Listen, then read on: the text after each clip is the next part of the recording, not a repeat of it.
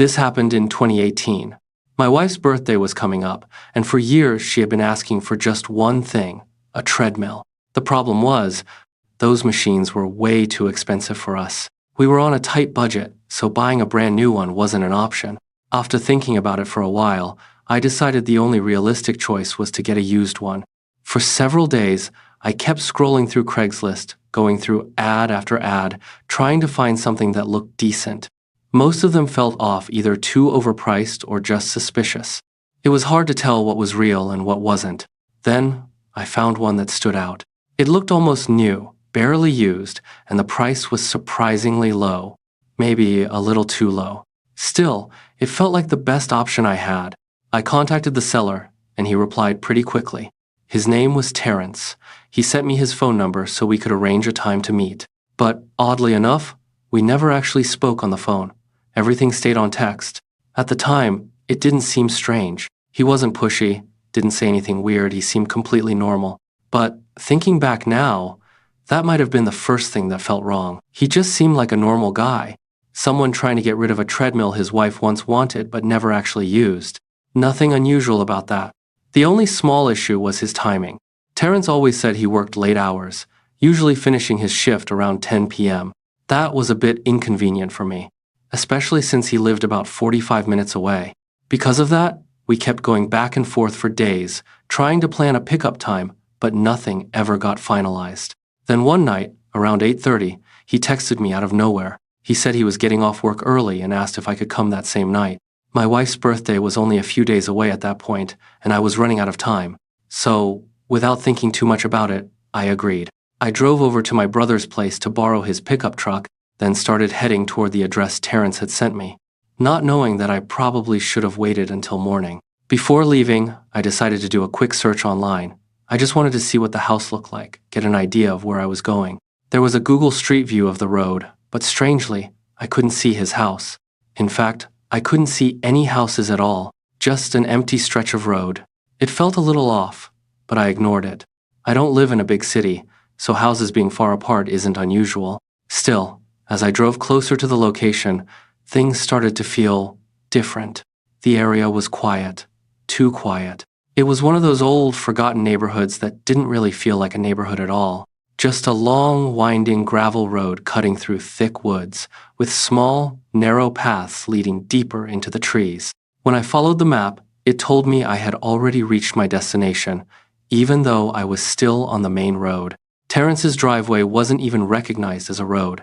I had to turn down a narrow dirt path that almost didn't look drivable. I kept going, deeper and deeper into the woods, my headlights barely lighting the way. I must have driven nearly a quarter mile before I finally saw it. His house, hidden in the darkness. When I finally saw the house, I had to slow the car down. It was massive. Not just a normal house, but a huge mansion, sitting alone in the middle of the trees. Old brick walls, tall pillars in the front, and dark vines crawling up the sides like they had been there for years.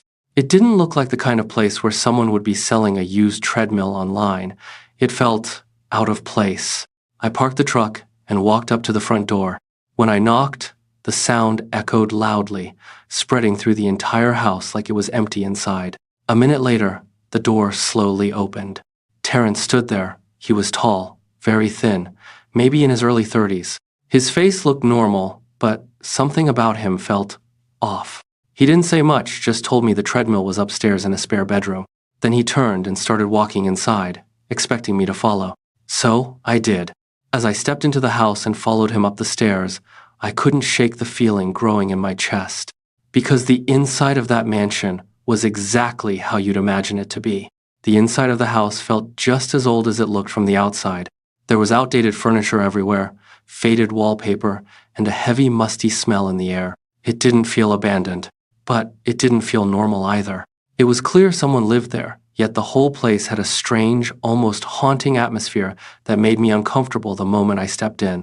When we reached the top of the stairs, there was a long hallway with around 8 to 10 doors, some open and some closed.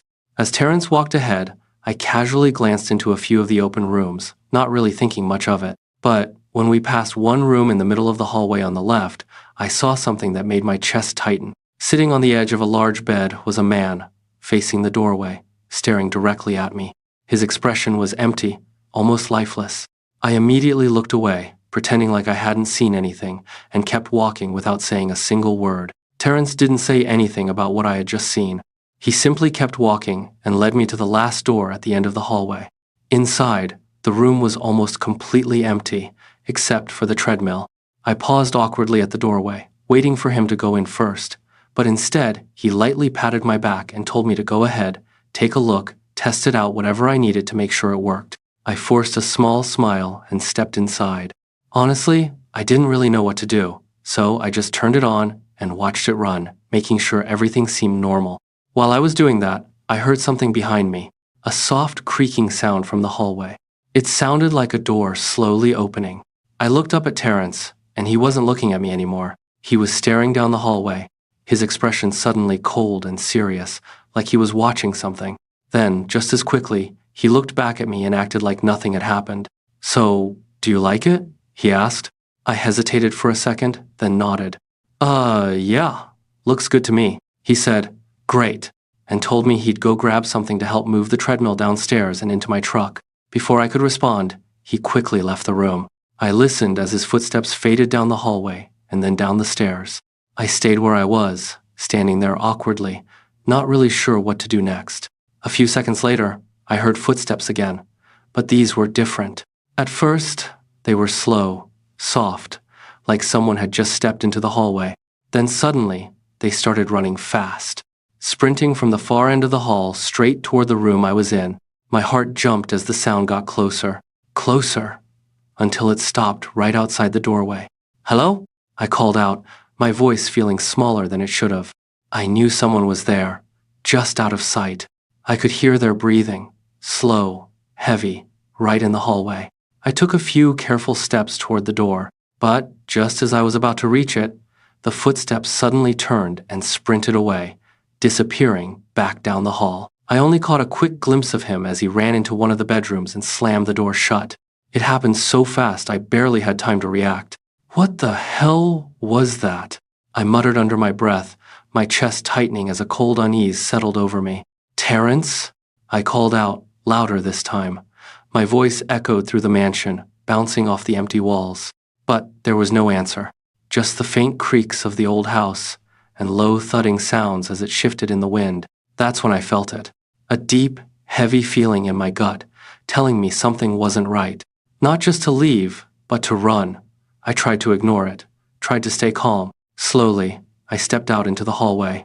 "Terrence, you still there?" I called again. Nothing.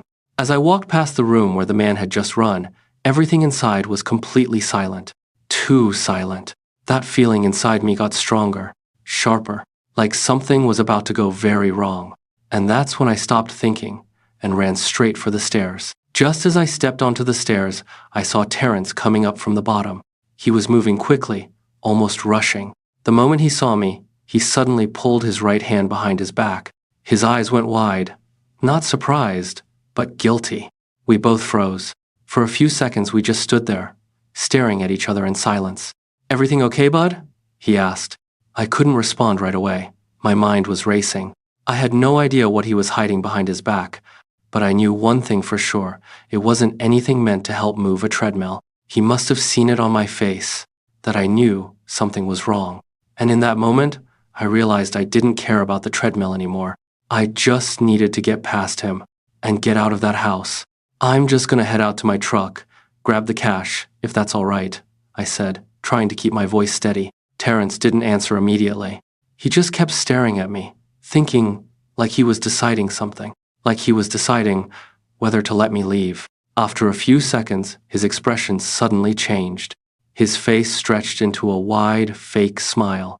"Okay," he said calmly, stepping slightly to the side as if to let me pass. I hesitated for a moment, then slowly walked down the stairs. As I moved past him, I could feel his eyes locked on me, watching every step, like he was waiting for something. But nothing happened. I reached the door, opened it, and hurried out to the truck. It was dark outside, and at first, everything seemed fine. But the moment I got in and sat down, I felt it. The truck was leaning to one side. My stomach dropped. The tires were slashed. I didn't even think. I just started the engine and drove.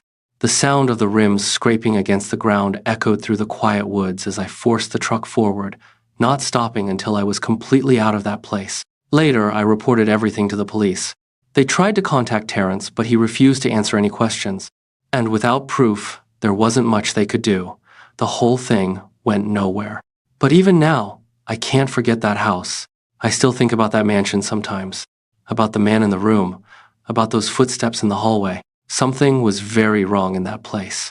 And I still don't know if that man was part of it, or if he was trapped there, just like I almost was.